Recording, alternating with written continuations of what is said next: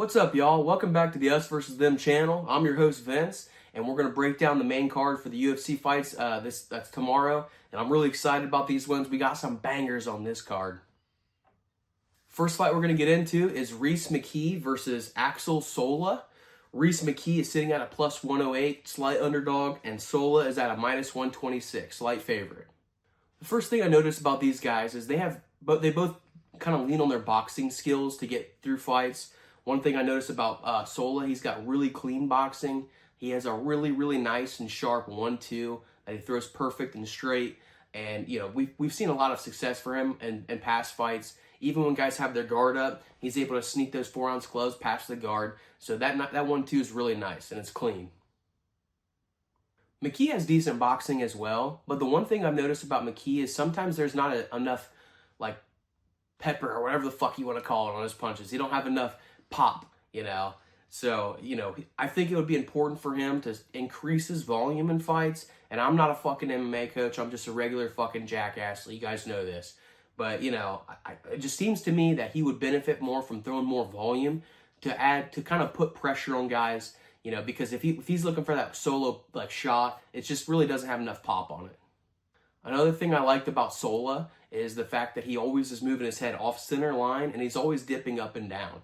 So it makes it really hard for him to hit, and it's also really hard for people to anticipate when he's going to strike or even take a shot. When his head's moving back or up and down, you know, he can lunge in and get a takedown. And if he's always doing that, guys can never anticipate when he's going to actually shoot a takedown.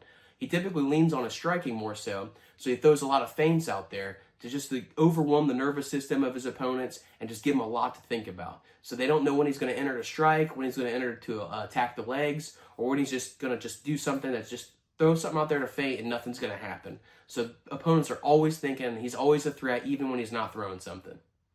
McKee prefers to strike, but we've seen in past fights where he's tried to lean on his grappling skills to win fights. In his fight against Chidi Njokuani, you could tell the game plan was to get the fight on the ground and try to win the fight in the grappling exchanges, but he was just never able to secure those takedowns, and Njokuani was able to defend all the takedowns, and that's why McKee didn't get a win in that fight.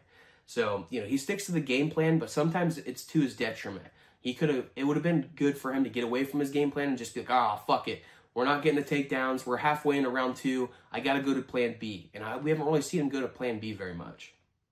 For my official prediction, I really want to go with Rhys McKee. I like Rhys McKee. I've been following Rhys McKee since he got fucking mauled by Chimaev. I think it was Chimaev's first fight or maybe a second. I can't remember. It was when he fought 2 times in like a 2-week period or whatever.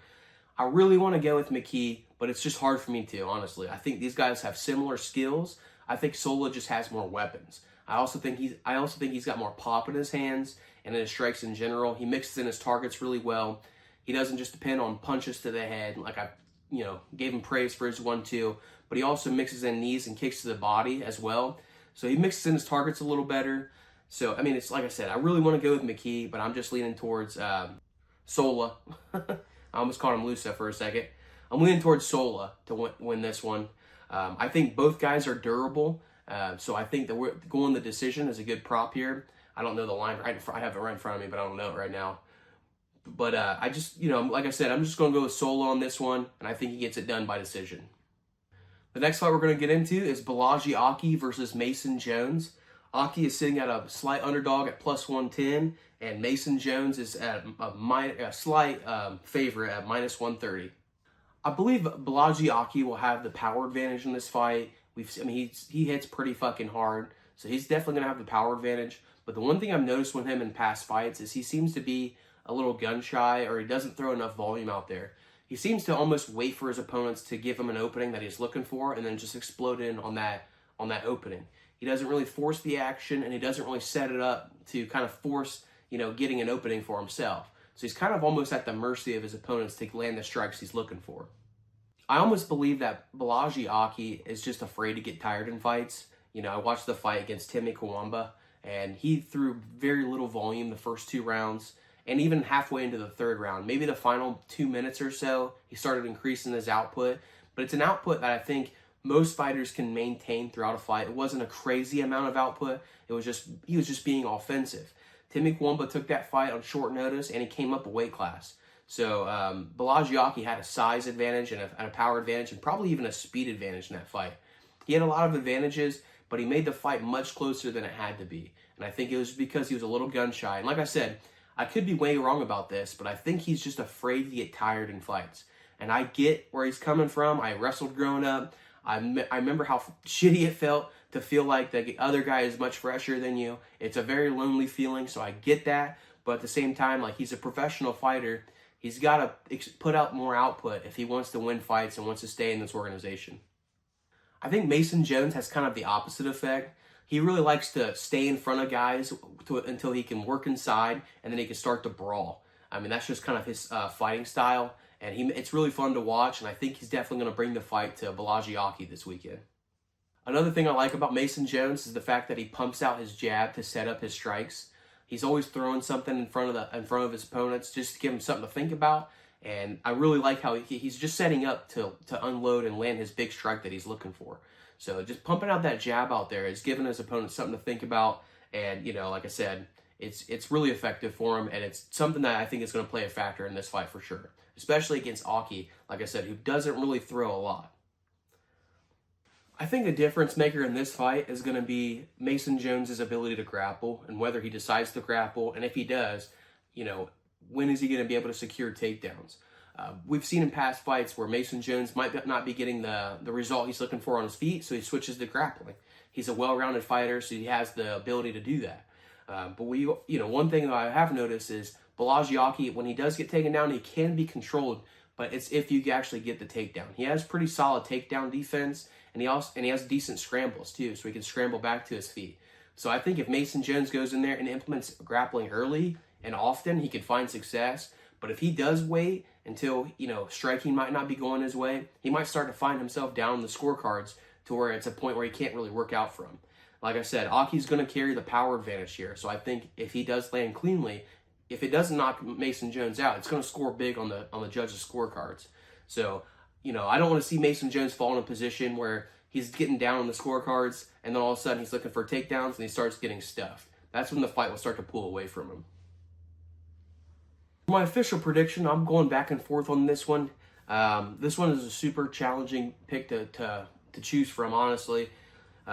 Something I've thought about is Jones tends to get cut sometimes in fights too. So if he starts to get cut, especially on his eyebrows and shit, he's got scar tissue and shit there, so it doesn't take too awful much for him to get cut.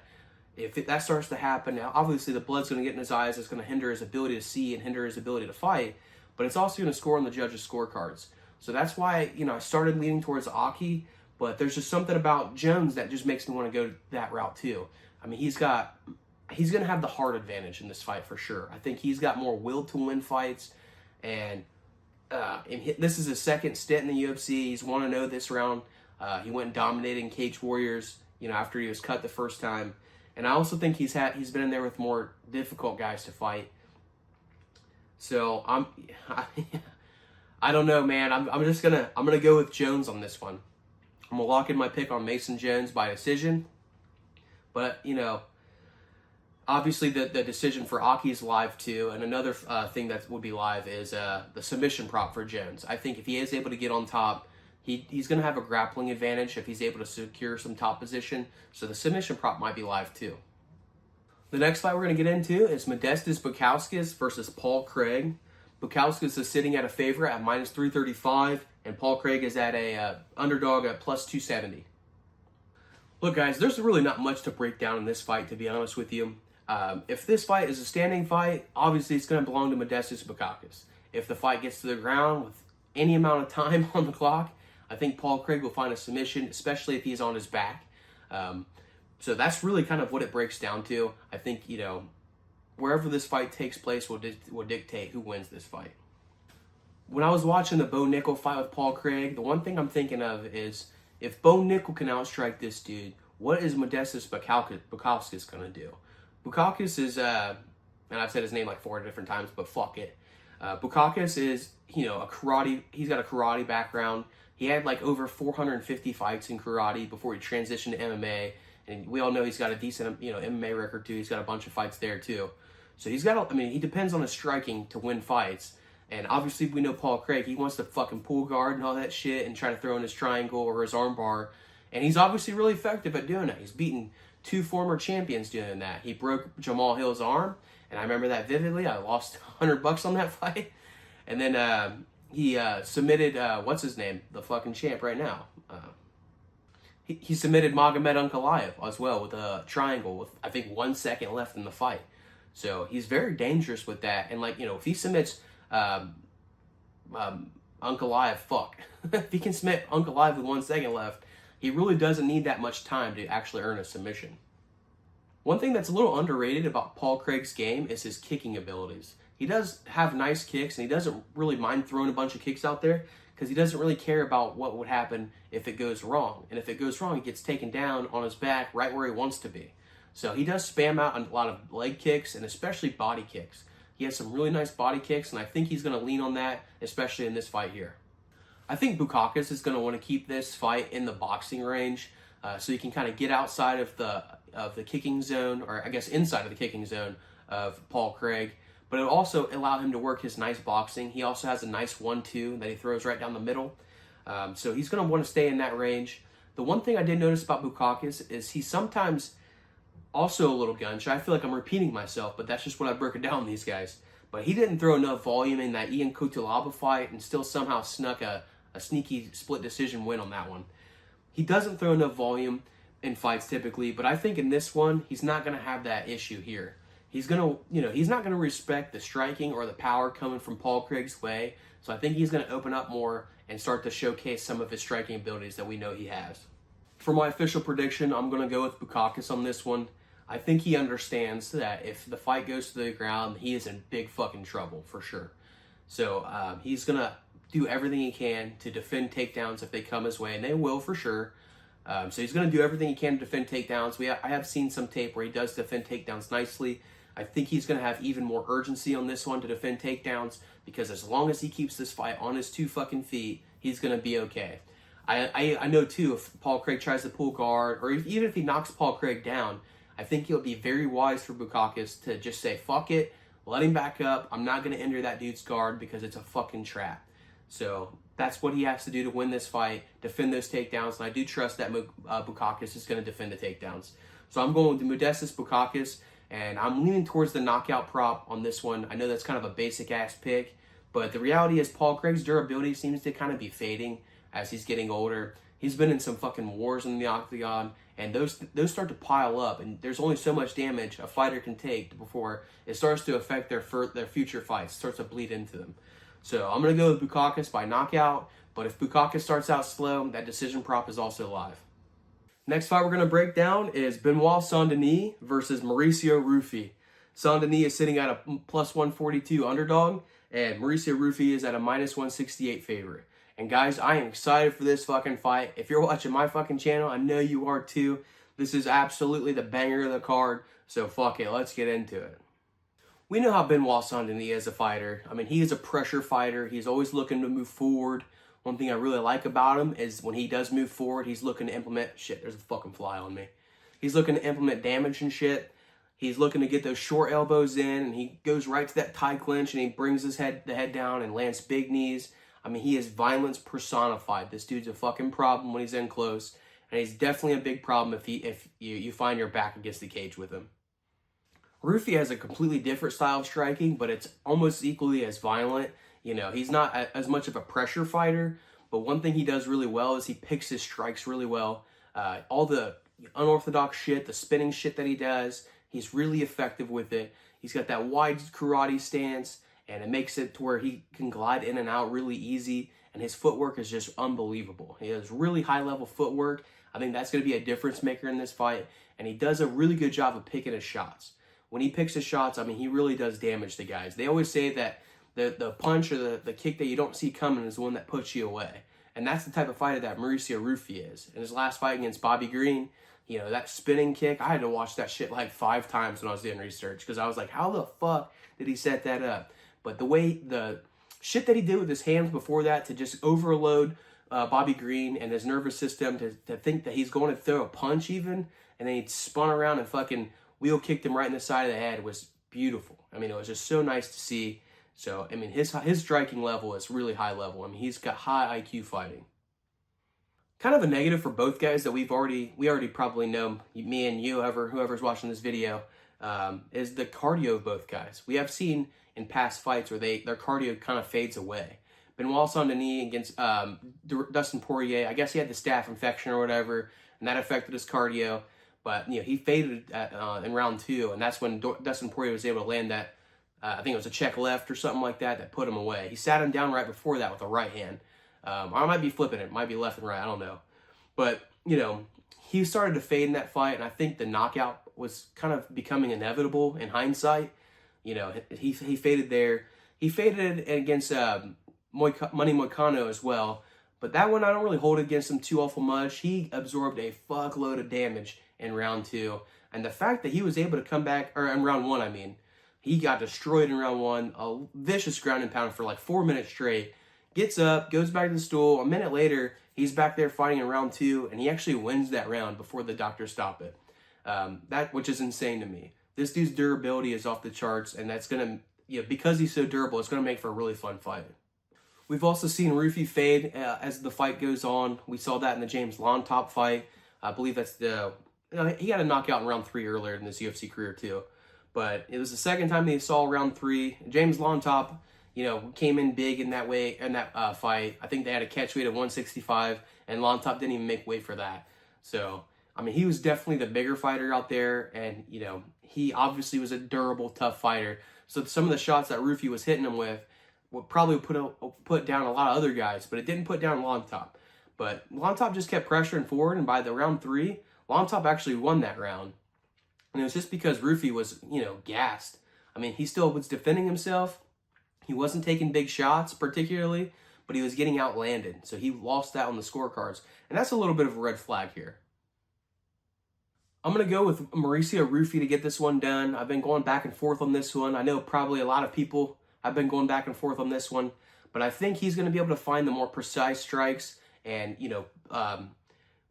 Benoit Saint-Denis is there to be hit. We saw that in his last fight against James Propalaw, however the fuck you say it, or Kyle Propalaw, however you say his name. Kyle Propalaw, who's not a fucking big name fighter, he's not, a high level dude, was finding shots because Benoit Saint-Denis was coming in with his chin wide open. And if he comes in with his chin wide open on this fight, he's gonna take real damage. So for that reason, I'm gonna go with Mauricio Rufi, and I think he's gonna get it done probably by late TKO. I'm going to go with, actually, we're going to go second round TKO on that one. Fuck it. Let's go Rufi by knockout. The last fight we're going to break down is the main event, the reason why we're all here. It's Nasruddin Imavov versus Kyle Parayo. Imavov is sitting at a plus 112 underdog, and Parayo is at a minus 132 favorite. Guys, I'm not going to bore you with the breakdown of these guys. I mean, if you're watching my channel, you know how Nasruddin Imavov fights. You know how Kyle Parayo fights. So I'm just going to get straight into it. I'm going with Imavov to get this one done. And I'll tell you why. I think he has a striking advantage, a clear striking advantage against Kyle Parayo. I think he's much better at the precision strikes. We saw that in the last fight with the Izzy. I mean, knocking out Izzy early in the second round is a hell of a feather in your cap. I understand that this is not the best form of Izzy that we've seen, but it's not like he fucking sucks. He's a top 5 fighter in the world right now for sure. And for Imavov to go out there and get a second round KO against him, like I said, huge feather in his cap. It just shows how much he's improving he's only like in his late 20s, so he's improving between fights still. He's getting better, and his footwork is unbelievable. So for him to go out and get a knockout on Izzy, I'm riding with Imavov on this one. I was watching a video of MMA Guru, and if you're watching my shit, you know who the fuck MMA Guru is. He said that, he made a really good point that I didn't think about before. Kyle Parayo just recently weighed in like 2 or 3 weeks ago for the title fight against DDP and Chimaev. He was the backup fighter there. So of course he made weight. You got to make weight if you're going to be the backup fighter.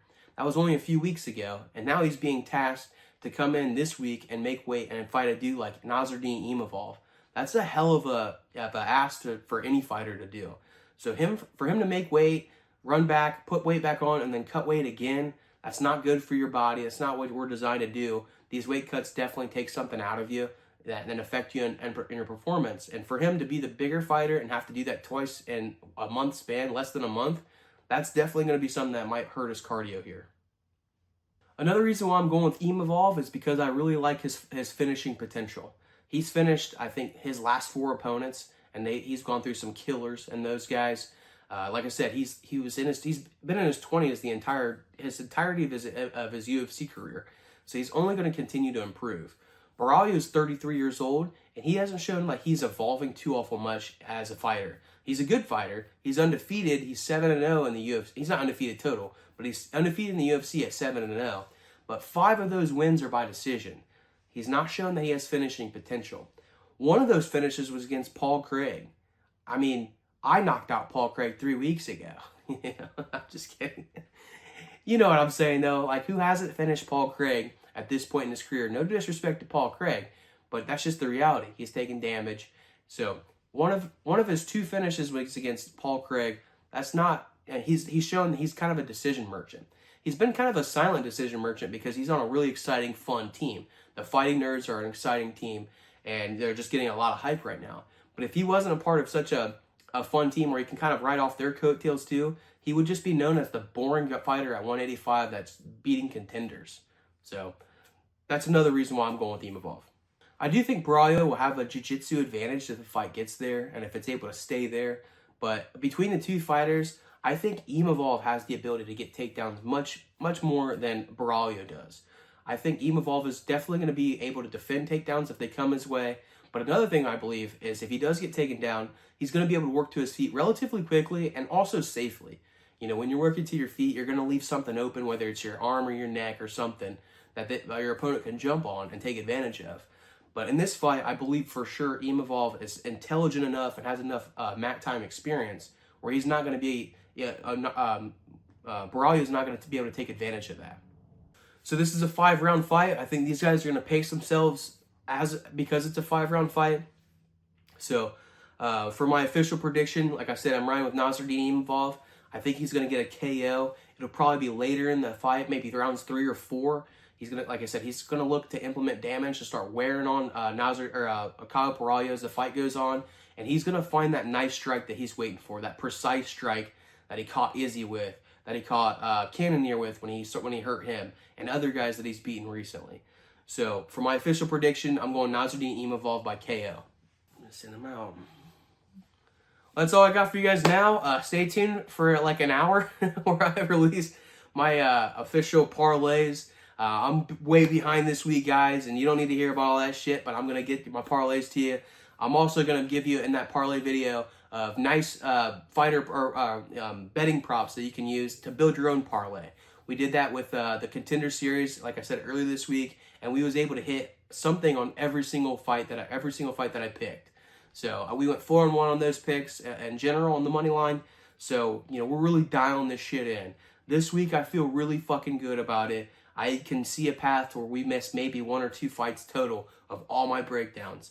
So you heard it here first. I'm putting it on the line. I'm putting a public record. So that's all I got. I'm going to stop fucking rambling. I got to put my parlays together. I'll see you guys in like an hour.